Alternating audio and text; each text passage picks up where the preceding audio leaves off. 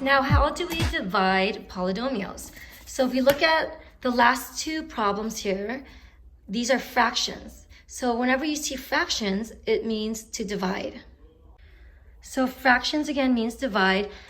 And the question is, are you dividing by a monomial or a binomial? So monomial, so you would have two different methods depending on, you'd have two different ways of doing it depending on which one, what you're dividing by. So if you're dividing by a monomial, so what does monomial mean?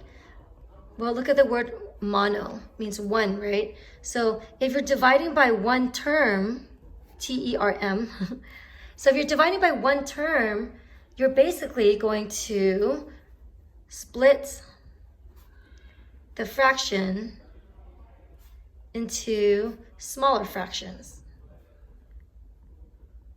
and then use the quotient rule for exponents.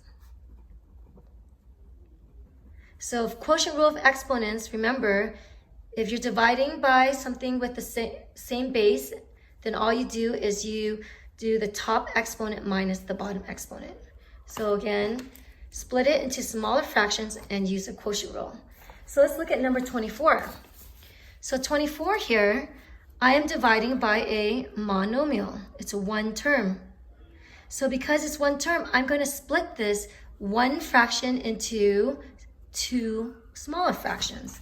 So to split this into two smaller fractions, I rewrite this as 20z cubed divided by the denominator minus 16z squared divided by the denominator. So again, we're just splitting one big fraction into two little ones by keeping the denominator the same. Now what we do next is we're going to use the quotient rule. So notice here, first of all, 20 divided by 4 is 5, right? Z cubed divided by z squared, using the quotient rule of exponents, 3 minus 2, you subtract the exponents, you get z to the first power. You don't have to write 1, you can just put 5z. Minus 16 divided by 4 is 4. Z squared divided by z squared, 2 minus 2 is z to the 0 power. Well, if you remember from the 0 exponent rule, anything to the 0 power is just equivalent to 1, right? So 4 times 1 is just 4. So therefore, your final answer is just 5z minus 4.